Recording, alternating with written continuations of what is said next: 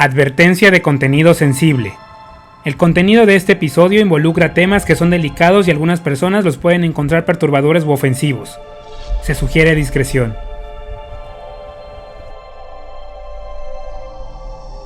En el episodio anterior. Ellas estaban solas, pero en su caminata encontraron colectivos.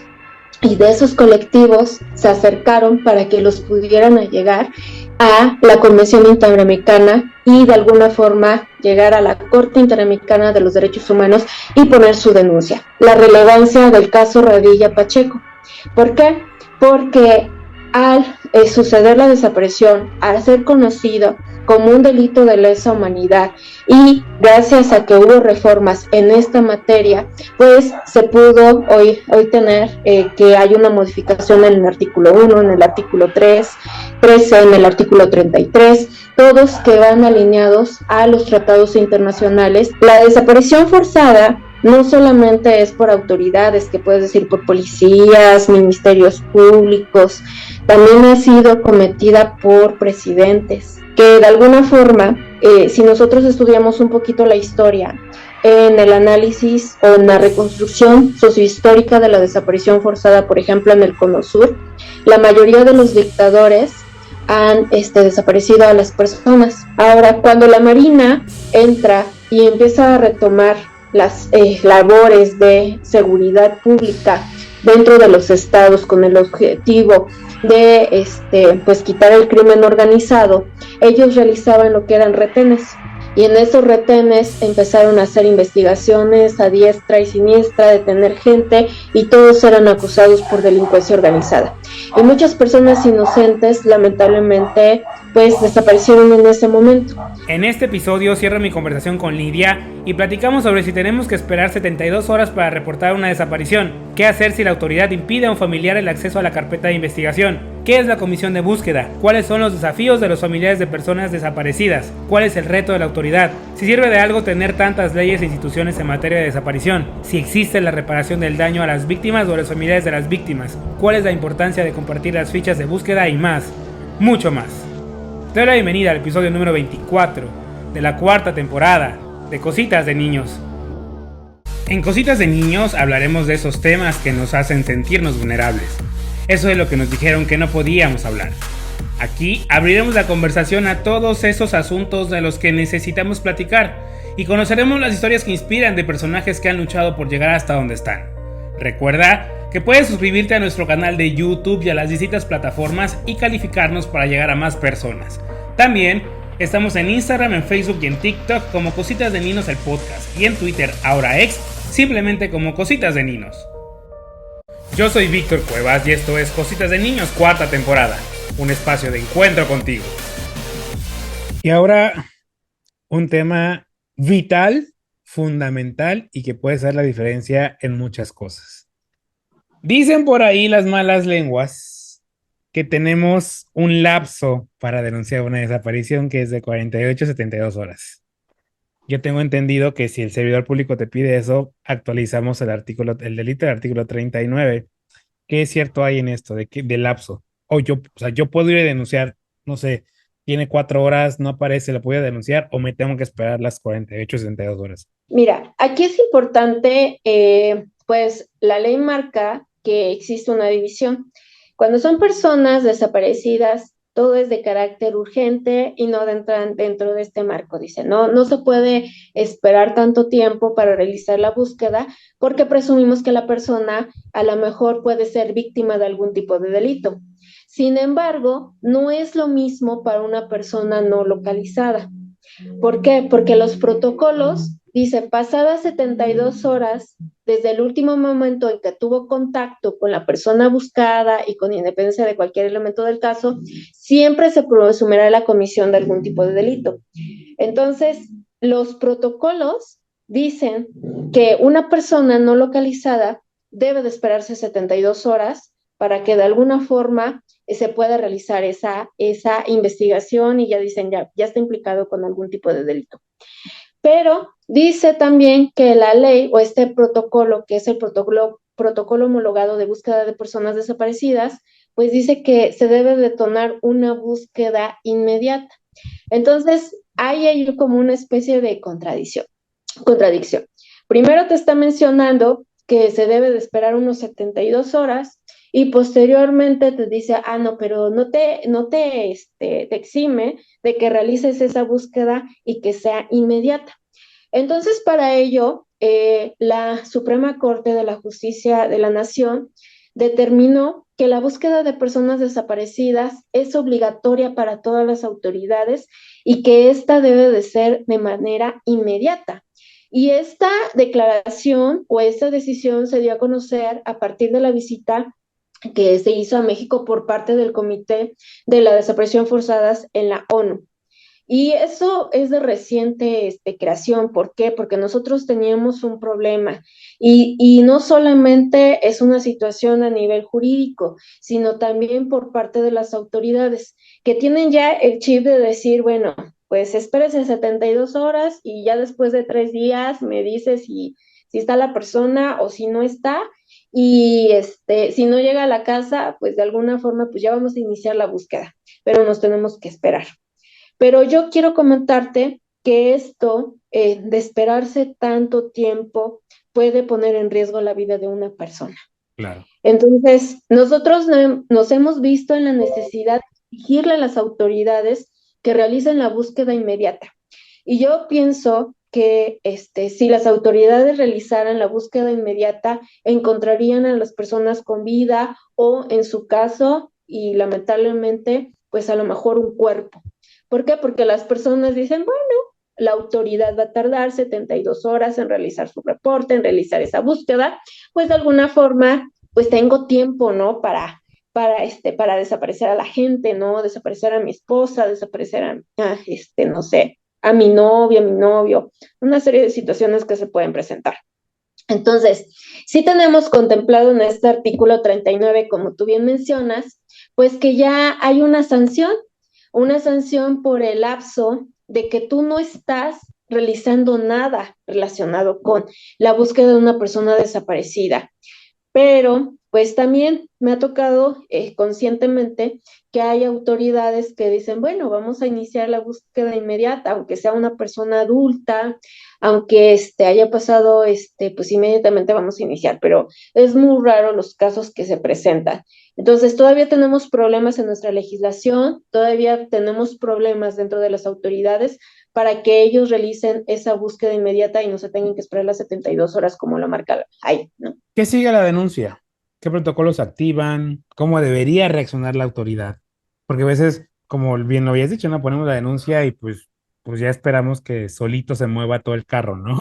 Que las cosas se muevan y no sabemos qué es lo que sigue, qué es lo que se viene, qué tiene que hacer la autoridad, qué protocolos hay, qué es lo que viene después de la denuncia. Bueno, después de la denuncia, después de que hace la entrevista, la autoridad realiza lo que es un análisis de contexto. El análisis de contexto determina, por ejemplo, qué es lo que pasó con la víctima, y a raíz de eso empieza a solicitar información como geolocalizaciones.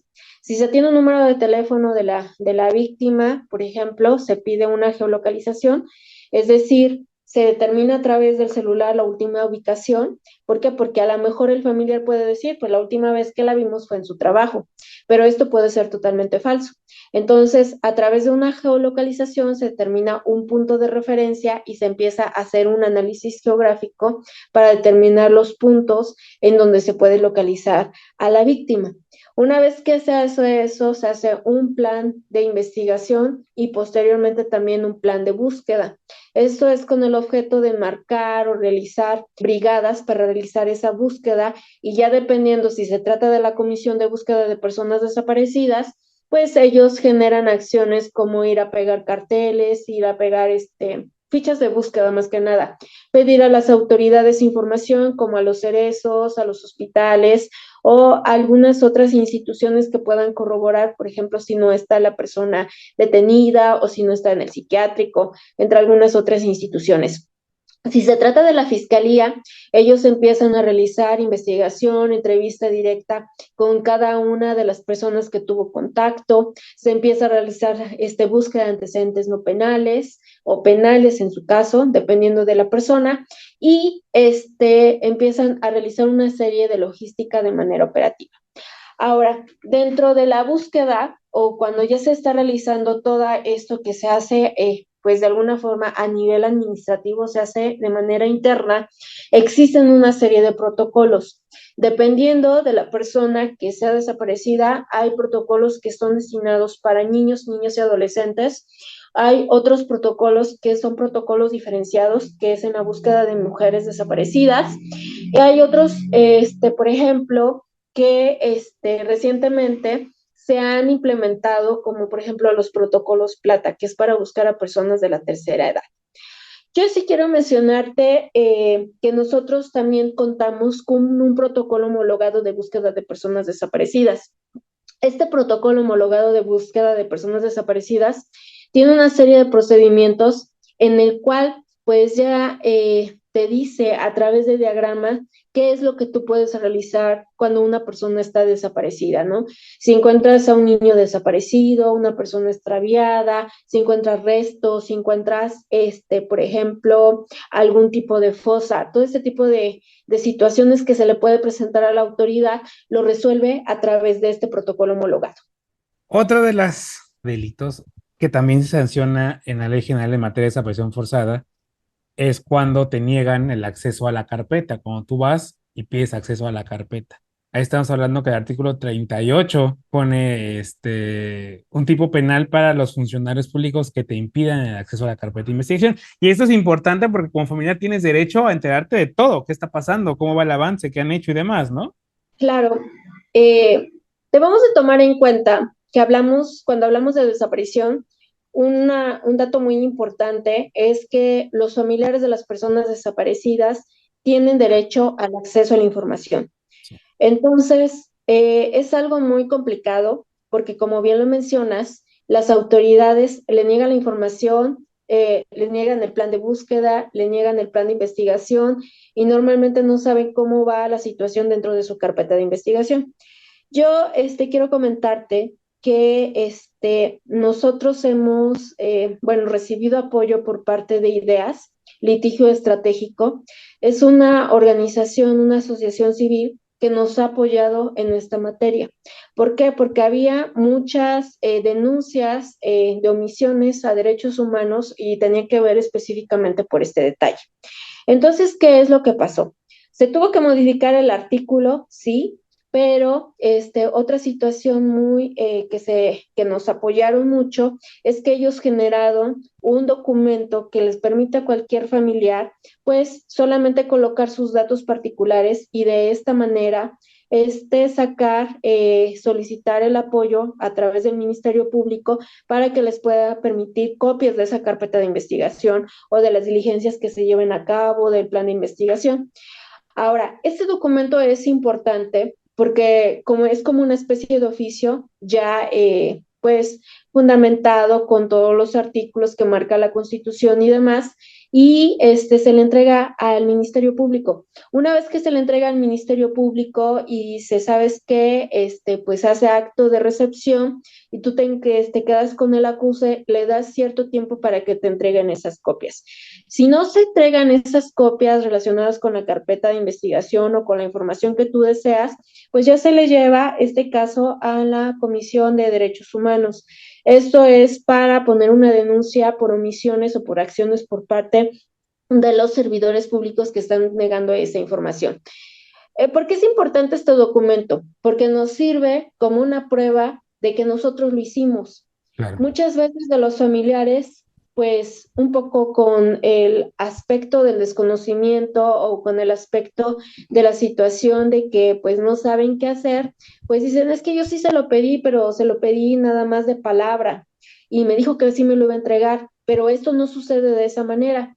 Entonces, por eso es importante siempre tener todas las pruebas que sean contundentes para que cuando se vaya por parte de la Comisión de Derechos Humanos, decir, sabes que yo se lo entregué, le solicité esa información y pues me la entregaron o no me la entregaron. Pero siempre se tiene que hacer mediante oficio y esa es una forma que nos ha ayudado como familiares de personas desaparecidas para solicitar esa información. Ahora, cuando hablamos del acceso de información de las personas, pues de los familiares de las personas desaparecidas, también nos enfrentamos a una situación muy lamentable. Y tú lo escuchaste fue un tema de boga y tiene que ver con la verdad histórica. Entonces, el acceso a la información de los familiares y sobre todo cuando las autoridades lo manejan de esa manera, cuando te están dando datos que son erróneos y cuando se comprueban que efectivamente no sucedieron así las cosas, y estoy hablando de los casos del caso de Ayotzinapa, pues también es un caso muy triste. ¿Por qué? Porque a las familias en su acceso a la información se les dio una información que era Falsa. totalmente falsa. Entonces, sí tenemos ya un artículo donde dicen, bueno, vamos a tener aquí, darle la información y que las personas tengan acceso. ¿Por qué? Porque uno de los delitos que se está violando es el derecho a la verdad. Pero resulta que nos enfrentamos a este tipo de situaciones, que tenemos temas como la verdad histórica, que pues que las eran totalmente. Las familias decían, bueno, pues a lo mejor en el basurero ahí quemaron los restos de mi hijo o de mi hija, y este es de mi hijo, perdón, porque fueron hombres. Entonces, la situación aquí es de que el acceso a la información era totalmente erróneo, ¿no? Claro. Entonces, no solamente es de negar la información a los familiares de las víctimas de estos delitos, sino también de darles información completamente falsa. Y algo que también es muy lamentable, que no solamente se da en eso, es que también en el servicio médico forense, muchas veces me han comentado familiares en donde dicen, ¿sabes qué? Estoy seguro que no es mi familiar. Y es que el CEMEFO me dice que sí es, y que lo acepte y que firme y que ahí ya se termina toda la situación, ¿no? Pero realmente eso es totalmente falso, ¿no? Nos han comunicado, por debajo del agua, que muchas veces para no tener problemas encuentran un cuerpo y dicen, se parece, entonces, di que es él, ¿no? Di que es el familiar, ya que se lo lleve, no queremos tener a la víctima, no queremos que haga una manifestación ni que haga un desastre por acá, ¿no? Entonces, pasa ese tipo de cosas que son muy tristes y lamentables, ¿no? Por eso debemos de tener mucho cuidado con este derecho en específico, porque están violando el derecho a la verdad. Muy delicado porque están jugando con las familias, están jugando con la esperanza de las familias y es indignante que no hagan bien su trabajo, que no encuentren a la persona y que todavía te agarren la cara de pendejo. Y eso es indignante. Has mencionado a lo largo de la entrevista a alguien, la comisión de búsqueda. ¿Qué es la comisión de búsqueda? La comisión de búsqueda es una institución que se crea específicamente para realizar esas búsquedas. Cuando hablamos de una comisión, primero debemos de comentar que existió una Comisión Nacional de Búsqueda. Esa Comisión Nacional de Búsqueda, que de manera general no tiene mucho tiempo de creación, más o menos tiene 3 años, 4 años aproximadamente.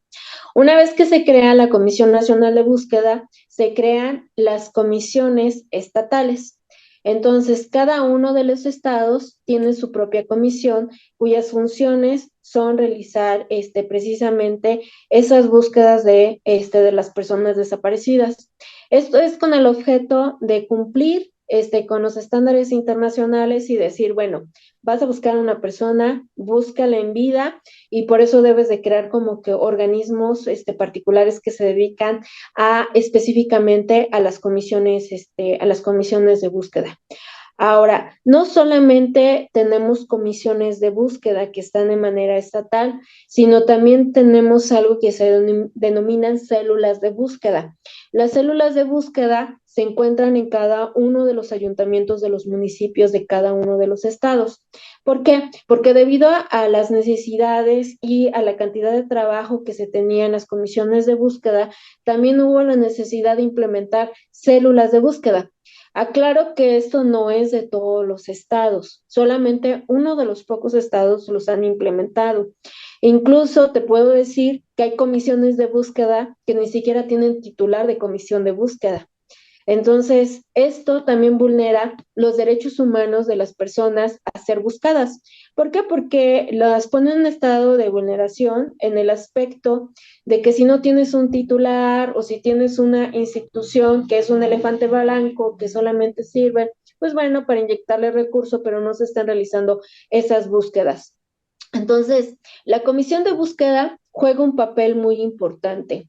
Es una de las políticas públicas que se crean. Aclaro que no todas las políticas públicas son en materia legislativa, creando leyes y demás, también son instituciones o proyectos sociales que impactan a nivel social. Impactan en el aspecto social porque debido a la necesidad demandante de personas que hay desaparecidas y que había una necesidad de crear una institución específica que se dedicara a esto, por eso nace una comisión de búsqueda y de alguna forma esto apoya mucho a los familiares de las personas desaparecidas. También aclaro que a la par se crea una fiscalía especializada de búsqueda de personas desaparecidas. Si bien es cierto, nosotros contamos con una Fiscalía General, pero esa Fiscalía General está dividida en diversas áreas, que el área de homicidios, el área de robo de vehículo, de delitos de alto impacto y demás. Entonces, todas esas áreas no se daban demanda o no alcanzaba a contestar todo lo que estaba pasando con las personas desaparecidas. Entonces, también se crea una fiscalía especializada que se dedicaba específicamente para buscar a personas desaparecidas, pero ya a ella le consta que se trata específicamente de personas que pueden ser víctimas de algún tipo de delito. Entonces, ya se tiene dentro de un organigrama o ya se contempla que una fiscalía especializada pertenece a una Fiscalía General y las comisiones de búsqueda pertenecen a la Secretaría de Gobernación. La labor que hace una comisión de búsqueda, podríamos decir que es más noble, tienen un trato más directo con los familiares de las personas desaparecidas. La fiscalía normalmente siempre lo que hace es buscar responsables y pues hallar prácticamente todos esos indicios que le van a permitir pues armar bien su carpeta de investigación, pero normalmente pues el trato es totalmente diferente de una fiscalía a una comisión de búsqueda de personas desaparecidas. Y ahora, pues ya hemos hablado de muchos elementos, Lidia, pero creo que es necesario ahora conocer tu testimonio. ¿Cuál ha sido tu experiencia todos estos años colaborando con los colectivos de búsqueda y ahora en particular con el Consejo Ciudadano de Búsqueda de Personas Desaparecidas? ¿Cuáles han sido tus retos, los retos de las familiares, los retos de la autoridad en todo esto, pues en todo este proceso? Bueno, participar en el Consejo Ciudadano del Sistema Estatal de Búsqueda de Personas Desaparecidas, para mí sí significa un gran reto. ¿Por qué significa un reto? Porque a mí lo que me ha costado mucho es que sentar a las autoridades y sentar a los familiares de las personas desaparecidas y decir, "Oh, estamos en un mismo objetivo, estamos en una misma línea, que es buscar a nuestros seres queridos y que de alguna forma que debemos de trabajar en equipo.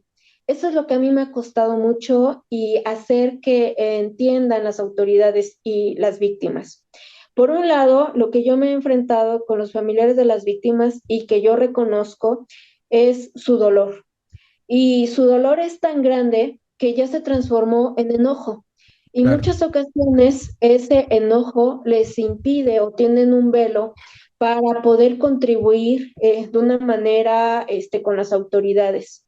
Yo sé que la mayoría de ellos están enojadas con las autoridades, pero muchas veces eso retrasa ciertos procesos o retrasa investigaciones o retrasa que se hagan brigadas de búsqueda por ese tipo de situaciones. Ahora, del otro lado, también tenemos autoridades que tienen cierta apatía, autoridades que les falta esa situación de poder ayudar a las víctimas. No son empáticas para nada. En ocasiones ellos mismos revictimizan a las víctimas y las culpan y culpan a los sus familiares porque una persona esté totalmente desaparecida.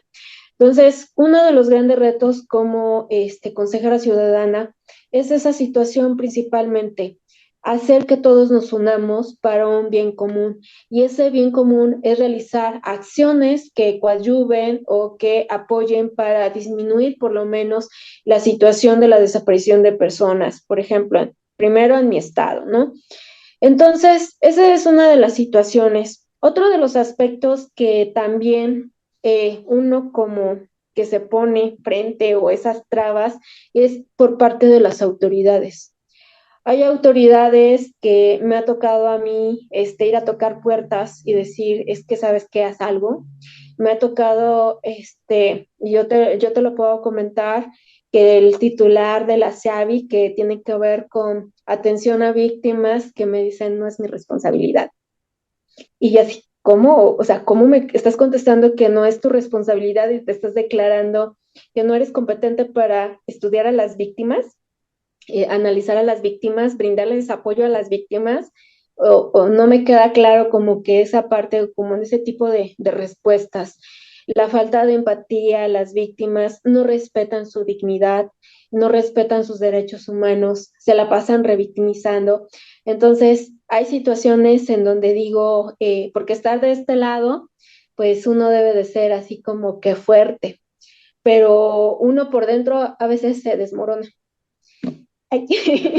Se desmorona por esta situación que Claro. encuentras donde hay impunidad, donde dices, no ayudan a las víctimas, uno está buscando a su ser querido y no hace nada. Se vale Entonces, llorar, ¿eh? Se vale llorar. y no, es que esto me enoja mucho. No, dale, no, dale. Pues mira, son muchos obstáculos que uno enfrenta. Hay ciertas situaciones muy complicadas, pero uno está de pie y dicen, las cosas pueden cambiar. Es complicado, tengo el mundo en mi contra, a veces dice, ay, es uno contra todos, porque pues dicen, las autoridades no hacen nada, luego los familiares están en una actitud donde no quieren cooperar, entonces dices, bueno, estoy en una situación muy difícil, ¿no? Entonces, mediarlos y decir, bueno, ¿sabes qué? Sí están mal las autoridades, ¿sabes qué? Sí tienes tu dolor, pero pues vamos a sentar y vamos a hacer un cambio. Entonces, eso es uno de los retos que me he enfrentado. Y pensando en que alguien de la autoridad hiciera su trabajo, ¿a qué retos se enfrenta la autoridad en la búsqueda de las personas? Del otro lado, y yo también soy empática en ese aspecto, es el exceso de trabajo. Tenemos una comisión de búsqueda, yo te puedo hablar de mi estado y pienso que todos están así. Por ejemplo, nada más 43 personas están a cargo de una comisión de búsqueda, entre el titular, los directores, los jefes de departamento y las personas que están en la parte operativa. Ahora, en mi estado tenemos 6,000 personas desaparecidas. No es proporcional el número de elementos que se tienen dentro de una comisión de búsqueda con el número de casos de personas desaparecidas. Ahora, hay lugares como Chihuahua que son 20,000 personas desaparecidas. Entonces, ¿cuál es el porcentaje de personas, operadores que están realizando esta búsqueda? El otro aspecto también importante es de que hay comisiones que tienen 6 personas y 6 personas tienen que realizar la búsqueda. Entonces, esto es algo muy inhumano.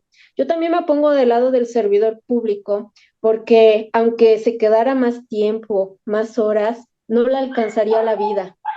Es Claro. decir, tenemos casos de 1960 hasta la fecha. Apenas el año pasado se le dio acceso a la Comisión Nacional de Búsqueda por parte de Amnistía Nacional, Internacional, perdón, para entregarle las bodegas de toda la documentación de las desapariciones ocurridas durante el periodo de la Guerra Sucia. Y todos estos años de impunidad, entonces, y bueno, y también cabe destacar si la persona que está a cargo sabe realizar su trabajo. ¿Qué va a Claro. investigar? Otro aspecto importante son los recursos, no solamente los recursos humanos, sino los recursos monetarios, porque cuánto le están destinando a la parte por parte del gobierno a esas búsquedas.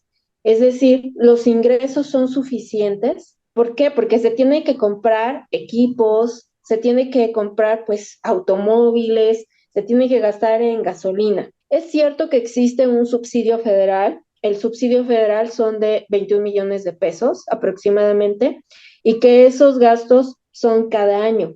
Normalmente los gastos de operación de la Comisión de Búsqueda de Personas Desaparecidas están a cargo de la Secretaría de Gobernación. Entonces, ellos deciden a qué le están apostando. Y muchas veces, y me ha tocado instituciones que ni siquiera tienen para hojas, para imprimir oficios. Entonces, todos esos gastos, o sea, cuando hay una búsqueda, también se está invirtiendo cierto capital y que muchas veces no es suficiente. Me decía la comisionada, es que hay dos niñas que se perdieron el mismo día, que están relacionadas con el mismo contexto y que pues a mí se me ocurrió ponerlo en una misma carpeta, porque si estoy buscando a una niña, estoy buscando a la otra niña, pero la mamá le dice, no, mi hija no la vas a buscar con la otra niña, yo quiero mi búsqueda individualizada. Pero también nos ponemos a pensar por parte de la comisionada cuánto recurso se le está invirtiendo a una búsqueda. Y bueno, cuánto personal. Si no contamos con suficiente personal para que realice esa búsqueda, entonces, ¿qué es lo que nosotros podemos hacer con respecto a eso? Entonces, las autoridades también enfrentan retos. También enfrentan retos como situaciones que no solamente te estoy hablando del capital humano o que tengan que ver con los recursos. Estoy hablando específicamente con temas de corrupción. ¿Por qué? Porque dentro de las diferentes fiscalías o dentro de las comisiones, lamentablemente esto no se ha realizado. Entonces, estos temas de corrupción, de decir, bueno, pues mira, no la busques, está ligado con algún tipo de político, con algún famoso, pues hazte la vista gorda. Decir, pues a lo mejor fue de la delincuencia organizada, entonces no hagas tu trabajo. Y entonces ese no hacer de su trabajo también implican actos de corrupción y afectan directamente a los familiares. Desde tu experiencia, con esto que hemos venido platicando, suponiendo que tienes al genio de la lámpara, ¿qué acciones en conjunto el Estado, la autoridad y las familias podrían implementar o qué les darías tú para poder fortalecer la búsqueda de personas desaparecidas, tanto personas con vida como pues ya cadáveres y demás? O sea, si tú pudieras crear ese mundo ideal con las necesidades que has visto, ¿qué les darías? ¿Qué implementarías? ¿Qué harías? Bueno, para mí sería grandioso tener esa lámpara mágica, es decir, Sí, ¿sabes qué? Puedo pedir lo que sea, ¿no? Yo creo que algo que pediría es una unidad de inteligencia especializada en desaparición de personas. Yo pienso que hay que apostarle a la inteligencia. La inteligencia como un mecanismo donde se analicen bien los datos, tengamos analistas preparados, capacitados para determinar en dónde realizar esas búsquedas y esa localización de esas personas. Aquí la Secretaría de Seguridad Pública tiene un área de investigación e inteligencia. Realiza en menor escala esas labores, pero ubica principalmente a delincuentes. Entonces, ahí en el INACIPE también hubo un académico que dijo, bueno, ¿por qué no crear una unidad de inteligencia, pero en la fiscalía, ¿no? Él lo manejaba de manera general. Pero yo me he puesto a pensar y digo, debemos de tener un área especializada de inteligencia dentro de desaparición. No podemos andar y dentro de la misma comisión de búsqueda de personas desaparecidas, no podemos andar y decir, bueno, fue en el contexto, y me han tocado entrevistas en donde le dicen, pero ¿usted sabe quién lo cometió? ¿Quién pudo haber desaparecido a su familiar? O sea, le preguntan al familiar que quién pudo haber sido y le preguntan que en dónde pueden realizar las búsquedas. cuando esto no debe de ser así. Con inteligencia, si tú lo planteas bien, haces todos tus procesos, yo pienso que podemos localizar a las personas. Eso es por una parte, ¿no? Crear una unidad especial. Y la otra, que es algo que yo trato de implementar, es en el servicio médico forense. En el servicio médico forense, cuando las personas llegan en calidad de desconocidos y cuando por un estado avanzado de putrefacción o por laceraciones que tienen en el rostro que hacen posible la identificación, realizar retratos. Esos retratos, ya sean 2D, 3D, por modelado, poderlos publicar a través de fichas y a través del medio de servicio social para identificar a las personas. ¿Por qué es lo que trato de hacer con esto? Esto no afectaría directamente o acusaría a una persona por la ley Ingrid, que tiene que ver que no puedes publicar fotografías con ese tipo de características. Pero algo que me estaban comentando en homicidios. En homicidios, el año pasado tuvieron más de 500 personas sin identificar. Y me preguntaba esta chica, oye, dice, ¿por qué nadie busca a estas personas? Yo encontré 500 personas que las mandé al servicio médico forense y que se fueron a la fosa y nadie las fue a reclamar. Y entonces yo digo, bueno, pues ¿por qué no esas personas que son buscadas, que son localizadas por homicidios, lamentablemente, ¿por qué no hacemos su retrato? ¿Por qué no hacemos esta publicación y lo empezamos a difundir a través de las redes sociales, de las distintas instituciones? Y tal vez ahí podríamos localizar a sus familiares y les puedan dar un entierro digno. Porque déjame decirte que no hay las condiciones, no son las condiciones más oportunas para enterrar a una persona. En una fosa, pues en un panteón municipal hay de 4 a 6 cadáveres. Sí, Entonces, es algo muy triste porque dices, bueno, era un ser humano claro. y no hay la dignidad para morir ni para ser enterrado. Entonces, si tuviera esa lámpara que pudiera pues hacer una transformación, no solamente en ese aspecto, sino también en autoridades más empáticas. Un familiar de una persona desaparecida, pues vive todo un proceso y enfrentarte a una situación con una autoridad en donde es totalmente insensible acerca del tema, yo creo que pues eso hiere mucho. Entonces, me gustaría que hubiera muchos cambios, que fueran pronto. Yo dijo, no, ya si estuviera ahí, ya haría maravillas. Diría, no, ya podría hacer cambios aquí, allá, y modificaría y demás.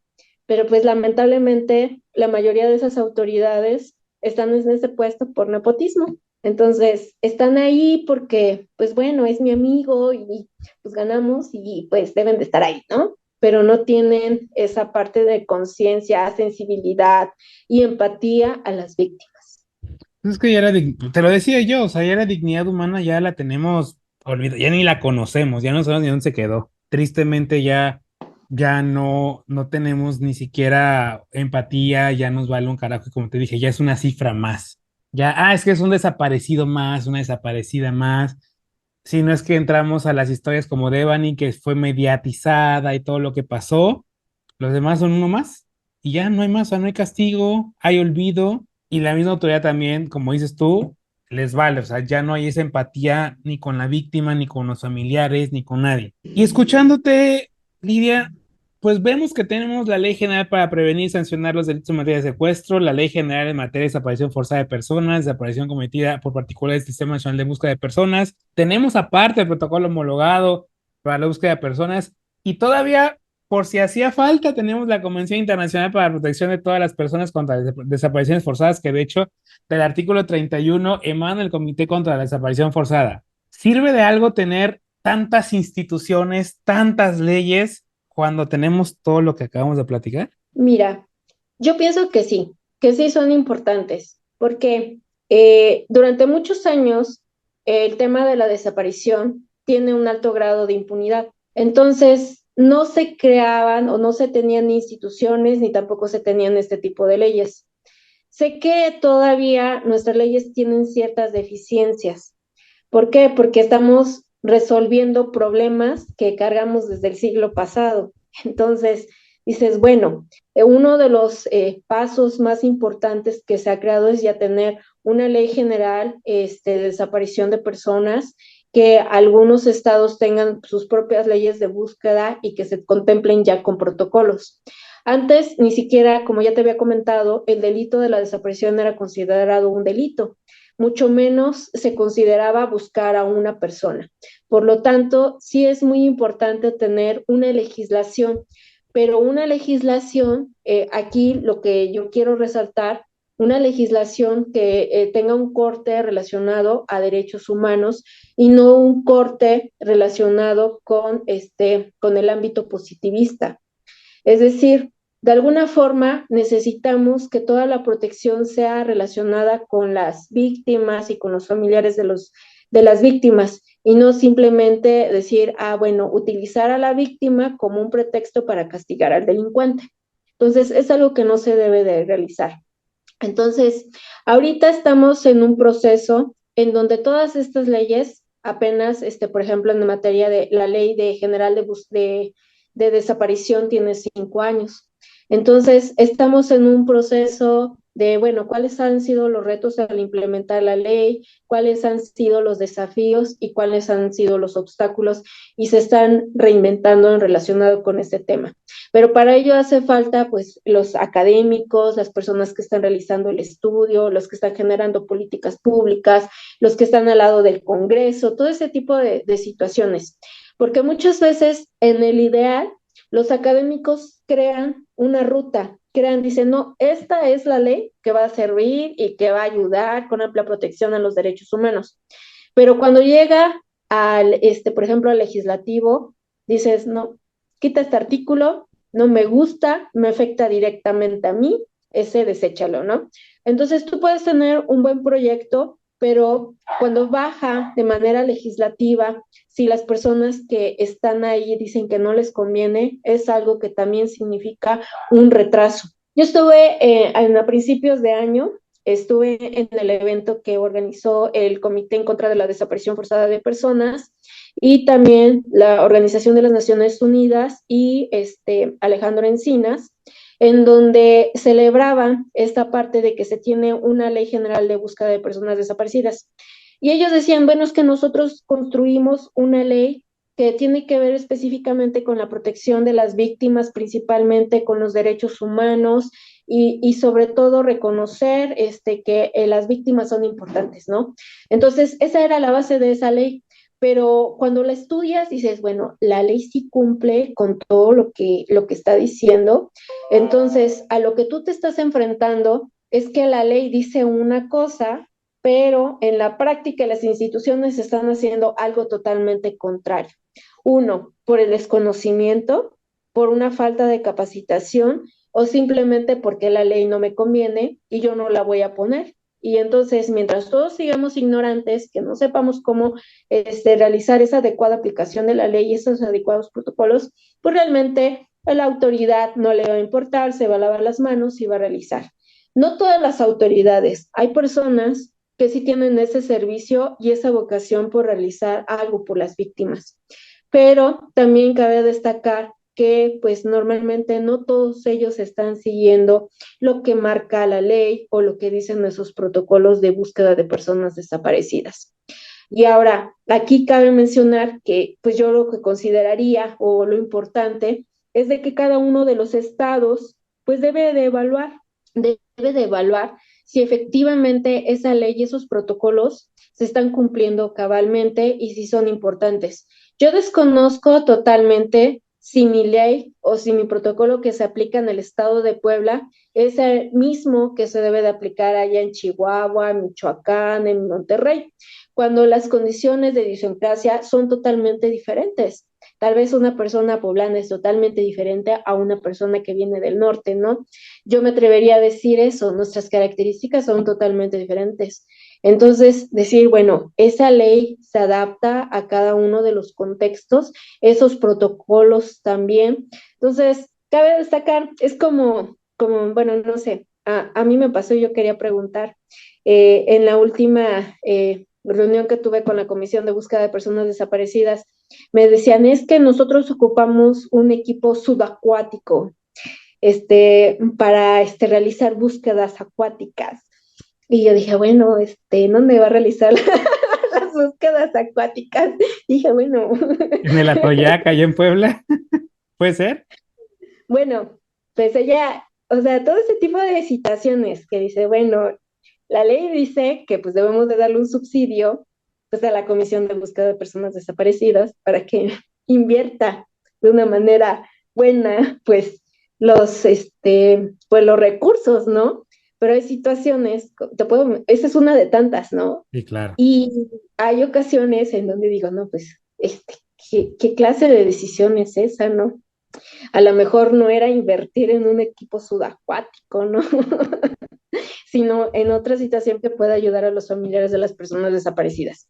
Pero algo muy importante es que normalmente no se le pregunta a las personas o a los familiares de las personas desaparecidas qué es lo que necesitan, porque no reciben el apoyo. Nos ha tocado juntas con los diversos colectivos y en ocasiones, pues ellos no tienen medio de transporte. Y por parte de la autoridad dicen, yo no te voy a llevar en mi camioneta. No puede ser eso. No puede ser eso. Entonces, ahí hay una falta de empatía. Totalmente. Y esto se tiene que evaluar, es la única forma. ¿Cómo vamos a saber si la ley de víctimas y los protocolos o todo lo que están haciendo las comisiones o las fiscalías están respondiendo de manera adecuada con el problema que estamos enfrentando ante una desaparición? La única forma es realizando una evaluación, un diagnóstico, presentar resultados y si no llevar a cabo lo que son ajustes, pero son temas escabrosos, o Sí, sea, claro.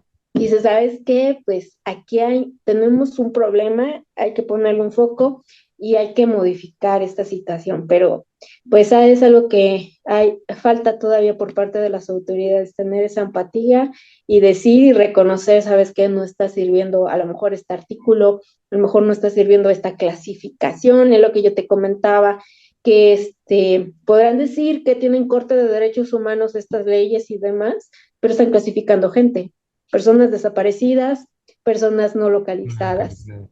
víctimas directas, víctimas indirectas, víctimas potenciales. Entonces, y hay una serie de situaciones en cada una de las leyes que todas deben de ser analizadas. ¿Y aquí en dónde entra la reparación integral del daño causado a las víctimas de desaparición y sus familias? Bueno, mira, déjame decirte que la obligación por parte del Estado y por parte de la persona que comete el delito de la desaparición debe de restablecer y resarcir el daño causado por una desaparición. Entonces, para ello se tienen diferentes medidas para reparar el daño de la víctima. ¿Por qué? Porque esta, al ser un resultado de una desaparición, debe de pensar precisamente, primero, en la restitución de los derechos. Segundo, la compensación, la indemnización, la garantía de no repetición y el reconocimiento del sufrimiento de la víctima. Entonces, esto son como los elementos que están contemplados dentro de la ley para llevar a cabo lo que es la reparación del daño. Ahora, cuando hablamos de una restitución aplicable en los casos de la desaparición de una persona, pues es una medida muy importante.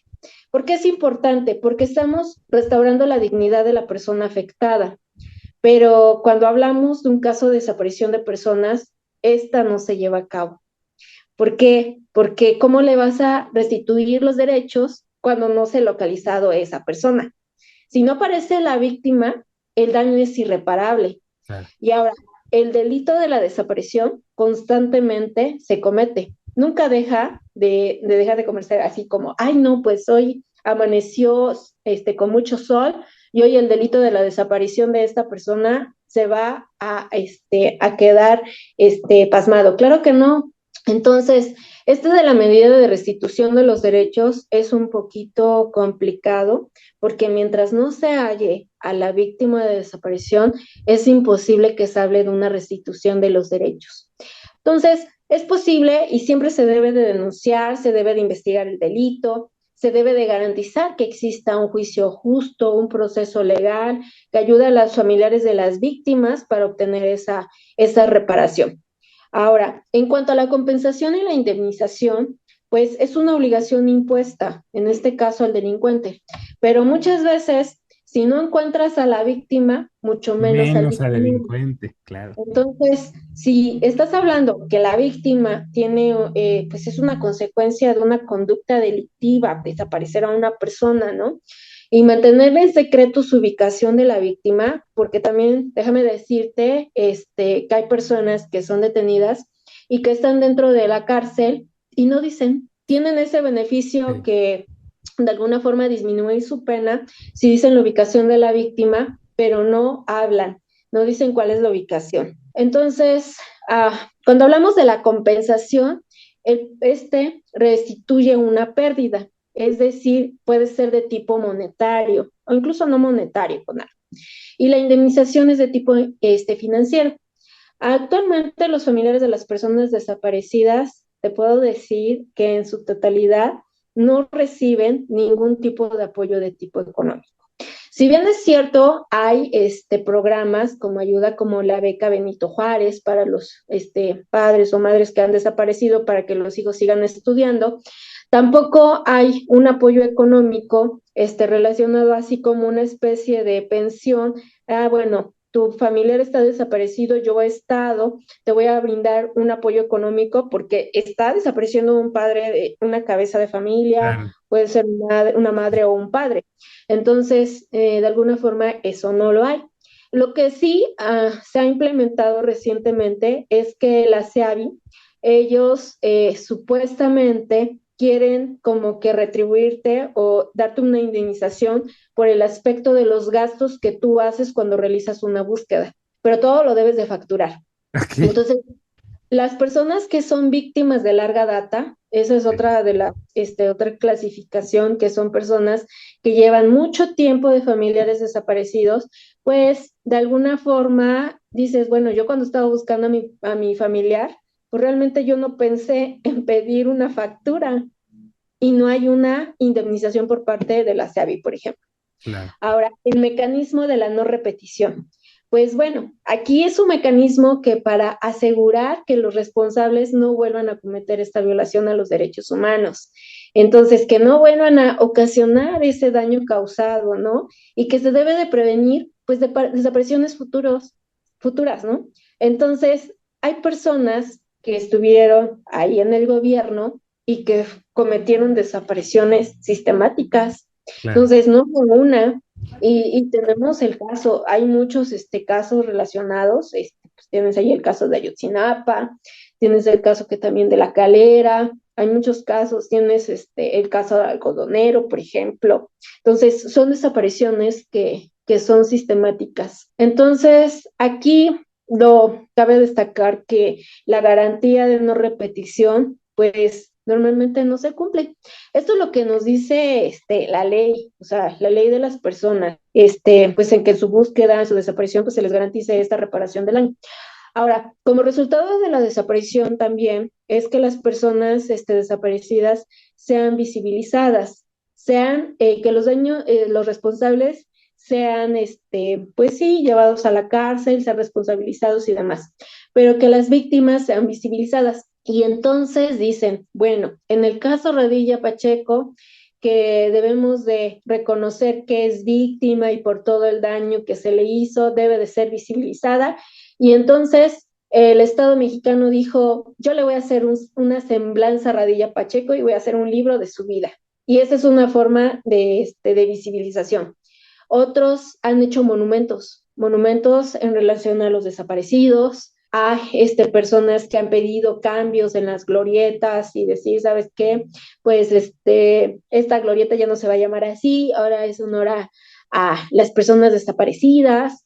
Entonces, bueno, hacen como este tipo de reconocimientos, pero realmente eso no les devuelve a su familiar desaparecido. Otro aspecto muy importante es el reconocimiento de las autoridades ante la desaparición y las disculpas públicas. Entonces, ha habido ocasiones en donde las autoridades hacen como ruedas de prensa y esa rueda de prensa es para hacer una declaratoria en donde se disculpan públicamente acerca de la desaparición y no son invitados los familiares de las víctimas.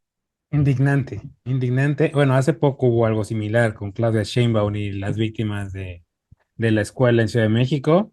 Y pues sí, o sea, así como que muy forzado lo hacen, como que ya nada más por cumplir con el requisito, pero pues no, no hay garantía de nada. Y pues bueno, ya moviéndonos al final de la entrevista, Lidia, ¿podremos superar esta situación en el país? Es una pregunta muy complicada. Recuerdo que hace un año me contactaron por parte de la Secretaría de Gobernación y me dijeron, oye, queremos que des una conferencia donde hables de las soluciones de la desaparición y demás. Y dijo, oye, yo no lo he podido resolver en mi tesis, yo no te lo puedo decir en una conferencia que ya se va a resolver el delito de la desaparición. Es un tema muy complejo. Es lamentablemente las desapariciones no se detienen. La estructura del gobierno, la legislación van pasos muy pequeños y pues las víctimas siguen creciendo. Eh, no me quiero ver muy así una situación en donde sea un mundo muy distópico y decir, ah, no, pues me espero lo peor, pero no es tan memorable lo que estamos esperando el día de mañana. Las desapariciones ocurren día con día, no se están deteniendo en todos los estados, se están visibilizando un poquito más porque hay redes. Ahora las personas a través de estas redes, de estos medios abiertos, están difundiendo un poquito más acerca de que las personas están desaparecidas y había casos de hace muchos años que nadie tenía documentado y que hoy en día dicen, bueno, pues es que son casos que están ocurriendo. Entonces, ¿qué es lo que nos espera? A nivel institucional, las instituciones no se van a dar cabida con todos los casos. A nivel legislativo, falta hacer muchas cosas todavía. A nivel internacional, con el comité en contra de la desaparición de derechos, en contra de la desaparición forzada de personas y la Organización de las Naciones Unidas, hay algo que a mí me duele mucho y es que ellos tienen toda la buena intención y realizan recomendaciones, pero muchas veces estas recomendaciones son así, bueno, nos llegó una recomendación de la ONU, la dejamos ahí como que debajo de las hojas y Está muy bonita. hasta que se hace un caso mediático, entonces es cuando todos voltean a ver, ¿no? Yo estaba haciendo un análisis de la estadística que maneja la Organización de las Naciones Unidas. Ellos también hacen una verificación de todos los datos desde de 1960 a la fecha y ellos específicamente en el año del 2014 no reconocen como desapariciones forzadas a los 43 de Ayotzinapa. Solamente tienen 6 personas desaparecidas en ese periodo como reconocimiento. Y ese caso de Ayotzinapa, la recomendación se le debió, bueno, sí, adjudicar a AMLO. Bueno, pasó en el sexenio de Enrique Peña Nieto, pero le debió de haber caído a AMLO. Pues aquí dijo, no, pues yo voy a crear una comisión de verdad, del caso La Ayotzinapa, agarradera y de tontos.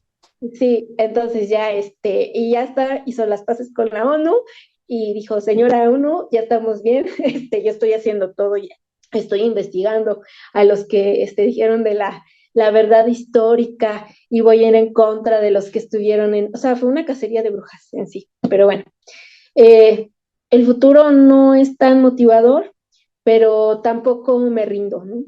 Entonces, no es decir, ah, pues ya voy a tirar todo y decir, ah, no, pues no, ¿para qué hacer algo si de todos modos vamos a estar mal? No, no, pienso que debemos de tener una mejor actitud y pues crear esos enlaces, pues esos convenios con personas que realmente están comprometidas y que te pueden sorprender. Que muchas veces nosotros hemos recibido apoyo de asociaciones civiles que pues que realmente yo sí voy así con mi bandera, sabes que nosotros no tenemos dinero, no tenemos dinero porque luego se acercan para decir, sabes qué, bueno, te apoyo, pero a cambio de un favor.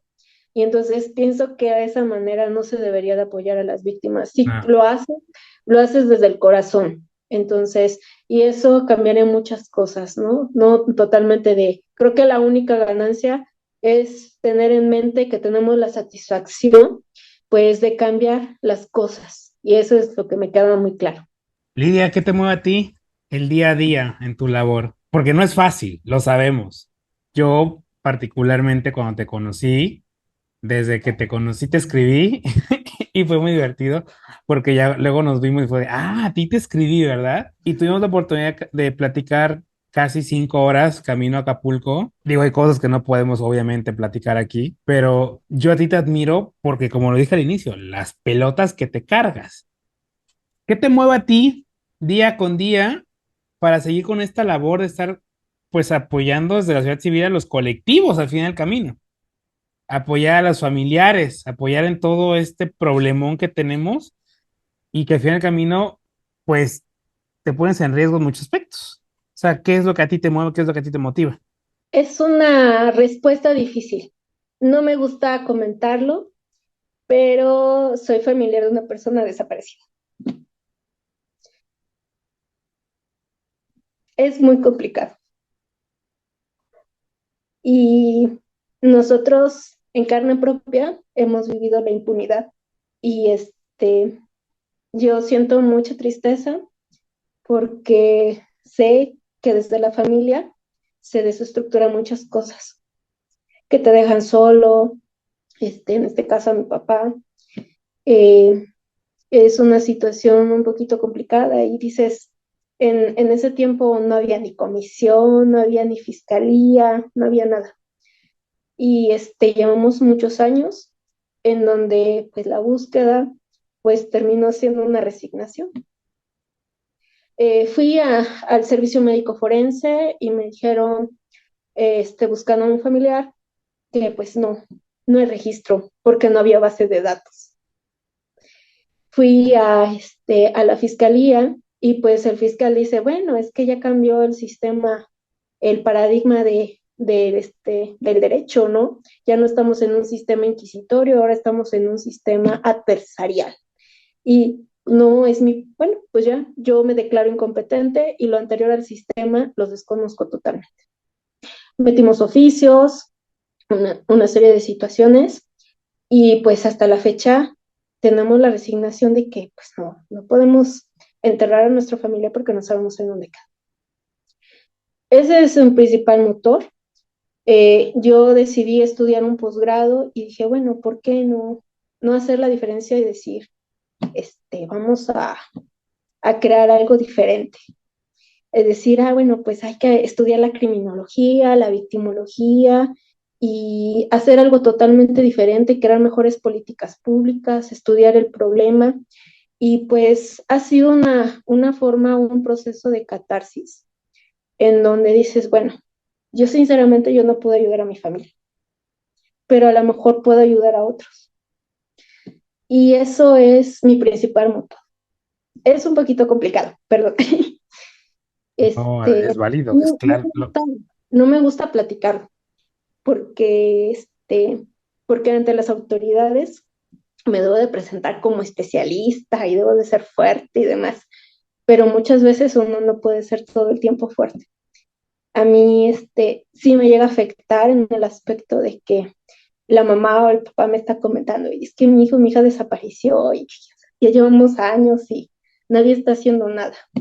Y dije, bueno, si nadie está haciendo nada, ¿por qué no? ¿Por qué no yo? Y a lo mejor lo ven algo como idolatría o decir, bueno, ¿por qué tú, no? Y también otros familiares de colectivos me han dicho, ay, no, de seguro te compró el gobierno y tú estás ahí inmiscuida porque estás muy interesada en este tema, ¿no? Porque a mí me interesa hacer algo que sea, pues, diferente, porque si todo el tiempo estamos haciendo lo mismo, pues vamos a esperar los mismos resultados. Pero dije, bueno, aunque sea algo muy pequeño, que, que nos permita transformar esta realidad de impunidad y apoyar a una familia, pues a mí eso me llena de satisfacción. que el día de mañana esa satisfacción la he tenido porque de algunos familiares me dicen, no, pues gracias, yo no sabía qué hacer cuando estaba en una situación. Nosotros tampoco sabíamos qué hacer, ¿no? Pero ahorita tengo las herramientas y ahorita podemos decir, hablarle a las autoridades y decir, ah, no te están haciendo caso, pues vamos a presionar, vamos a hacer algo totalmente diferente y que esto no se quede así. A mí me gustaría que no todos los casos se quedaran así, ¿no? Que un alto grado de impunidad. Al contrario, que todos encontráramos a nuestros seres queridos y que esto terminara, porque es un infierno constante y no sabes qué es lo que le pasó a tu familia. Sí, sí, justo. Siempre platicamos que es muy diferente, lo dijiste justamente al inicio, ¿no? Es muy diferente, ok, se murió, ok, lo mataron, pero tengo el cuerpo y tengo a dónde irla a llorar, a vivir con la incertidumbre de que no sabes en dónde está, en dónde quedó, no sabes a dónde irla a llorar, en dónde llevarle flores, no sabes qué pasó con él, no sabes nada. Y si de por sí te admiraba, te amaba, te valoraba, después de este pedacito, de estos 5 minutos de esta pregunta, te admiro todavía más, te valoro muchísimo más, porque no es fácil. Y no es fácil, como dices tú, estar viviendo una catarsis constantemente, acordándote de lo que te pasó a ti y viendo tu caso, pues en las otras personas, en las personas que ahora lo están viviendo ellas de manera propia. Y justamente relativo a esto, Lidia, ¿qué riesgos enfrentan los familiares y los activistas al buscar a una persona desaparecida? ¿Qué riesgos pasas tú? ¿Qué riesgos pasa cualquier otro familiar? Mira, los riesgos de una persona buscadora, nosotros tenemos madres buscadoras normalmente. Se han formado lo que son colectivos, principalmente con familiares. Y estos colectivos de familiares o de organizaciones que también se juntan, pues apoyan en las búsquedas con las autoridades. ¿Por qué? Porque las autoridades no son suficientes para realizar esta búsqueda. Y normalmente hacen brigadas de búsqueda en donde se acompañan, pero muchas veces no están bien organizadas y hay accidentes que pueden ser muy pequeños, que por ejemplo el lugar en donde están localizando una fosa o demás, pues puede presentar un derrumbe o no sé, pueden romperse alguna soga cuando bajan a lugares que son así muy profundos. Este tipo de accidentes pueden pasar, pero no solamente los riesgos son de tipo físico, sino también de salud. Lamentablemente, cuando se va en una búsqueda de una fosa, por ejemplo, se ocupa lo que son las barras T. Las barras T son unas varillas que se van enterrando en el suelo. Estas varillas se les va dando vuelta y cuando se llegan a un punto en donde topa, se sacan y se huelen. La persona sin tener una, por ejemplo, protección, huele y el odor que está buscando es el odor de putrefacción. Y cuando pasa esto, una situación de un olor de putrefacción, tú no sabes si una persona estaba enferma o por el hecho de que se estuvieron, hay mucho tiempo los cadáveres, hay una contaminación. Esto hace que el familiar pues transpire ese olor, pues sí, lo inhala y se termina enfermando, incluso le puede provocar la muerte. Eso es en el caso cuando se van acompañamientos para localización de fosas clandestinas. Esas fosas clandestinas, normalmente hay personas que son muy solidarias y que tienen conocimiento de las fosas y hacen llamadas anónimas. Y es así como los familiares acuden. Otro aspecto en donde los familiares o los defensores de derechos humanos en relación a las búsquedas de personas desaparecidas es cuando hay una situación en donde se ven amenazadas, principalmente por la delincuencia organizada. Resulta que llevamos muchos casos en este año en donde pues madres que andaban en búsqueda de sus hijas y demás, por el hecho de ellas mismas realizar esa investigación, han perdido la vida y han sido ejecutadas. Entonces, pasó en Puebla hace 4 meses, pasó hace 3 meses en Guanajuato y así en diferentes lugares. También nosotros teníamos un maestro antropólogo forense que él se dedicaba exclusivamente a buscar fosas clandestinas, ya lleva desaparecido. Entonces, me parece que él pertenecía al estado de Nayarit y hasta la fecha no se ha encontrado y esto es muy lamentable porque él ayudaba en las búsquedas de las fosas, pero también hacía búsquedas subacuáticas.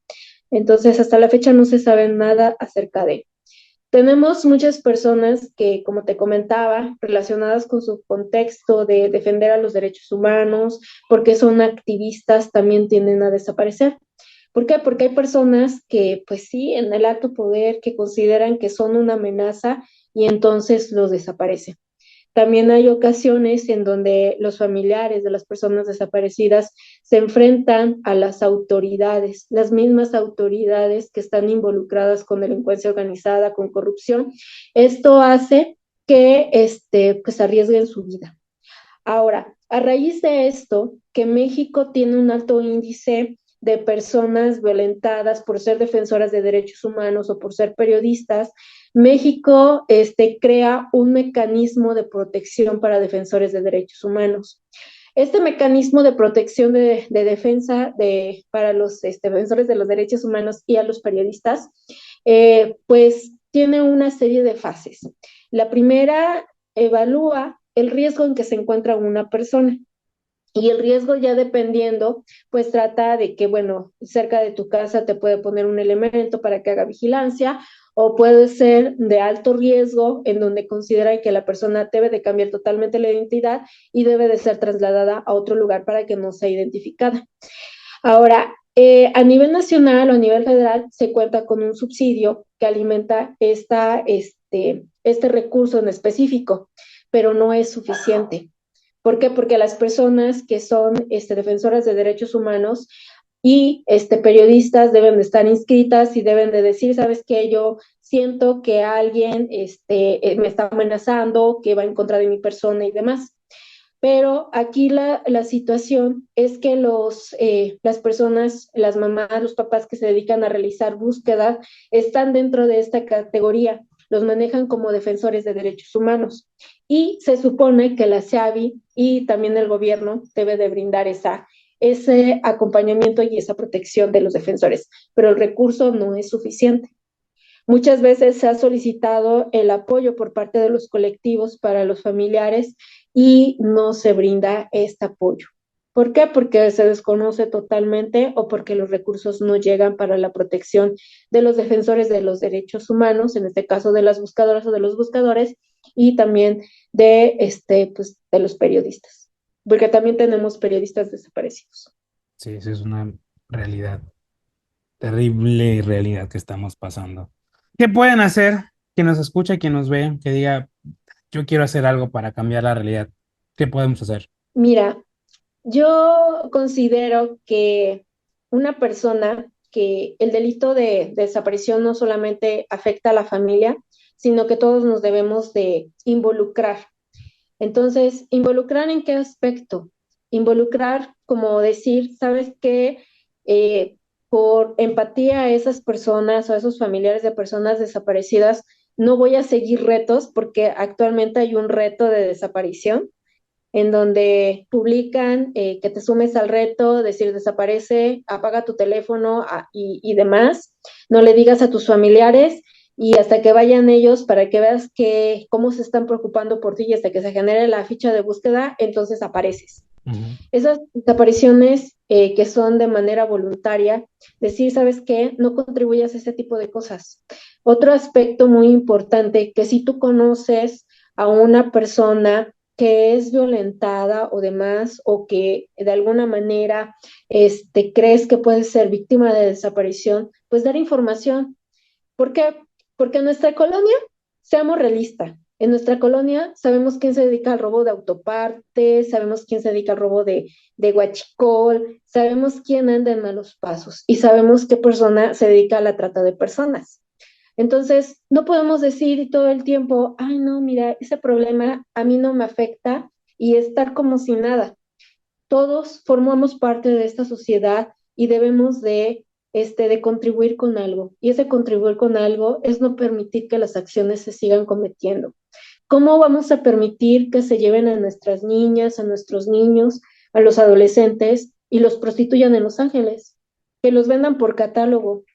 México ocupa uno de los primeros lugares de venta de niños y niñas, pornografía infantil, turismo pornográfico infantil, todo ese tipo de cuestiones que no debería de pasar. Eso nunca se le debería de hacer a los niños. Pero bueno, en nosotros está también cambiar a la sociedad, ¿no? Decir, no nada más a los familiares, sino también contribuir con pequeñas cosas. Si sabes o estás consciente de que conoces algún punto en donde hay una fosa, pues decir, ¿no? También hay llamadas anónimas, en donde si tienes conocimiento, creo que los familiares tienen ese derecho a estar en paz y descansar y darle un entierro digno a los familiares de las personas desaparecidas. Y otro aspecto muy importante también es compartir las fichas de búsqueda, porque déjame decirte que muchas veces vemos el Facebook y compartimos un meme y compartimos un video chistoso y lo estamos mandando a todos los grupos y creo que no nos cuesta nada con compartir una ficha de búsqueda. Nos estaba comentando la comisionada de búsqueda de personas desaparecidas que gracias a una ficha de búsqueda se pudo evitar que una niña de aquí de Puebla, pues, cuando llegó ahí, un señor la llevó a un motel de Tlaxcala, pues el recepcionista que estaba en ese momento se dio cuenta que había visto a esa niña en una ficha de búsqueda y llama a las autoridades y se pudo rescatar a esa niña. Entonces, sí sirve que nosotros seamos solidarios y compartamos las fichas de búsqueda. Entonces, no podemos estar todo el tiempo de a mí no me afecta, si no me afecta no hago nada. Creo que todos debemos de ser solidarios, que debemos de contribuir porque el dolor de una persona pues es grande. Y pues si podemos hacer algo que sea muy poquito, compartir esa ficha, dando información, pues que si nos preguntan, porque luego van y preguntan las autoridades, oiga, y la última vez vio a esta persona, nos puede proporcionar los videos de su casa, porque su casa es la única cámara que sirve de la colonia. Hay que hacerlo, hay que contribuir de esa manera para apoyar a los familiares de las personas desaparecidas. Justo el otro día, y lo he comentado en otros episodios, escuchaba a alguien que decía que usualmente hasta que no nos pasa a nosotros algo, no nos involucramos en los temas, que no tenemos que esperar a que nos pase. Si podemos ayudar, podemos colaborar sin necesidad de que nos suceda. Y creo que aquí, como tú lo estás diciendo, pues juega parte de esto, ¿no? No esperes a que te suceda. Ayuda, apoya a quien ya le pasó. Finalmente somos nosotros en la sociedad los que vamos a cambiar la realidad. Lidia, pues un último mensaje para quien escucha, para quien nos ve. Un último mensaje.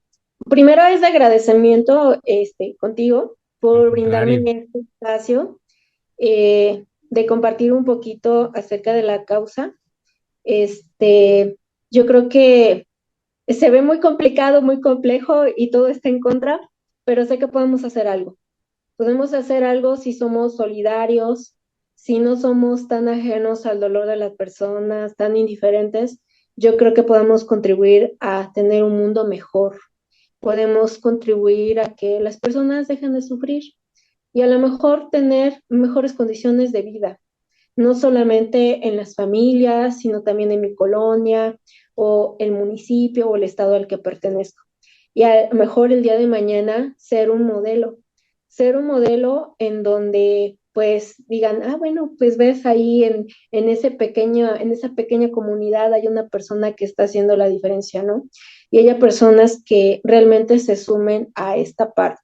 Yo te quiero compartir en este momento que estoy lanzando un proyecto que se llama Todo Suma por un Desaparecido. Este proyecto desde el año pasado estoy con la Secretaría de Gobernación pues sentándome para que me den luz verde y para avanzar y demás, ¿no? Y Cabildeando.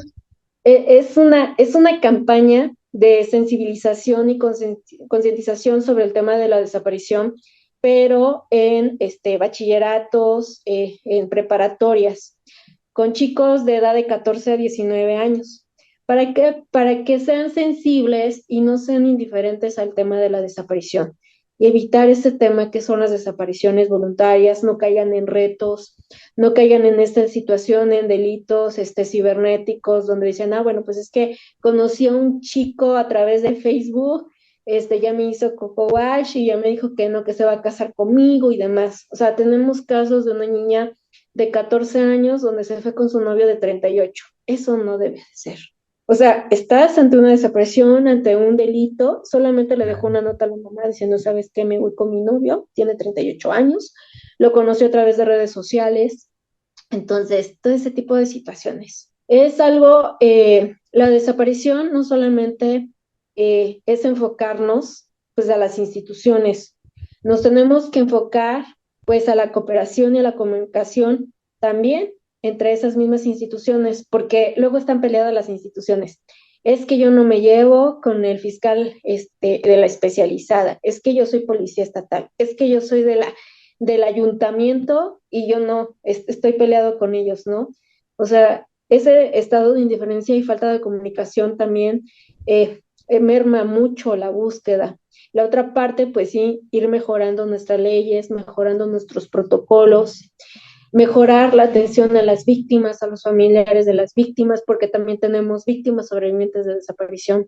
También es una situación en donde no se crean programas especializados psicológicos. No es lo mismo una persona que ha vivido algún tipo de delito para una persona que ha sido víctima de desaparición. Entonces, este tipo de situaciones, crear mejores políticas públicas, mejores instituciones, todo suma a que nosotros podamos crear un mejor programa preventivo. Y bueno, dicen, bueno, es que hablar de esa prisión es muy complejo. Y yo tuve la oportunidad de sentarme con el Consejo Nacional de Búsqueda de Personas Desaparecidas, pero sus estándares son muy altos. Son tan altos que no han podido aterrizar nada. Y yo les decía, bueno, solamente hay que hacer una cosa, hay que hacer una recomendación tal vez, hay que hacer un programa preventivo y enfocarnos a eso, ¿no? Hacer una cosa, dar un pequeño paso para a lo mejor hacer una transformación muy grande el día de mañana. Entonces, me decían, bueno, pues bueno, ya eres referente, ¿no? Porque pues ya te aventaste a hacer una evaluación a la Comisión de Búsqueda de Personas desaparecidas. Nadie lo ha hecho a nivel nacional.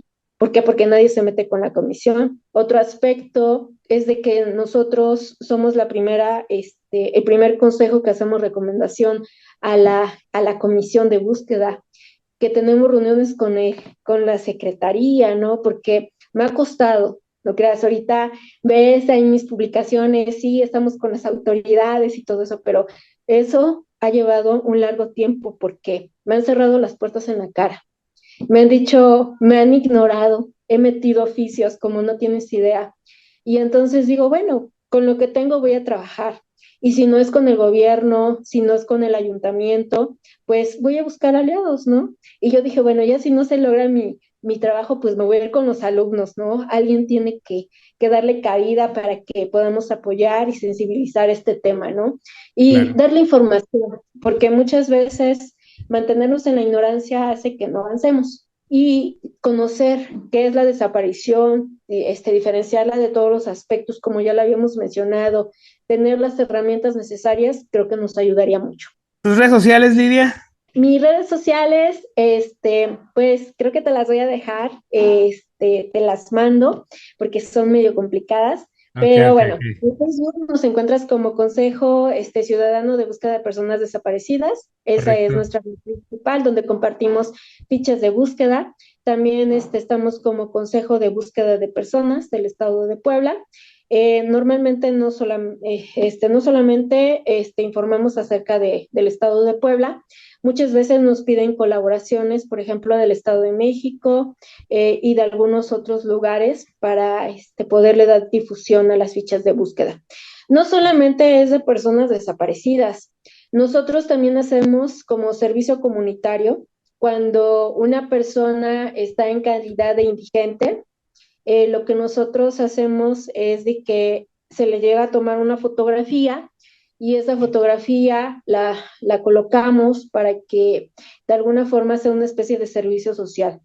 Hay personas que pierden la memoria, que están divagando en la zona, que no saben quién son, pero sí hemos tenido casos de éxito en donde esas personas pueden llegar a encontrar a sus familiares desaparecidos. Entonces, esas son nuestras redes principales, ahí compartimos nuestras fichas de búsqueda, lo que estamos realizando relacionado con el Consejo Ciudadano. Lidia, pues, ¿qué te puedo decir? De primera instancia me siento privilegiado por haberte conocido. por llamarte amiga, te agradezco por haberme dado pues estas 2 horas casi y media para hablar de un tema tan complicado, tan difícil. Te admiro, hoy te admiro mucho más, si de por si ya te admiraba, hoy te admiro mucho más. Este es tu espacio, cuando quieras venir a presentar tu proyecto, aquí está espacio, lo que quieras platicar, el momento que tú quieras platicar, este es tu espacio, las redes sociales del podcast son todas tuyas, cuando quieras difundir información, fichas de búsqueda, lo que necesites, ahí está el espacio de las redes sociales del podcast. Pero como lo hemos visto desde que nos conocimos, los únicos que vamos a cambiar este país somos nosotros, no el gobierno, somos nosotros, con nuestras iniciativas, con nuestros proyectos, integrándonos en una red más grande para poder cambiar este país. Y nada mejor, pues que empezar ya, ahorita, ya, en este momento. Entonces, te agradezco, Lidia, por todo esto, te agradezco por hacer lo que haces, porque pues no toda la gente lo haría. Necesitamos unas 500 Lidias más, supongo, para ponerle alto a todo este despipalle.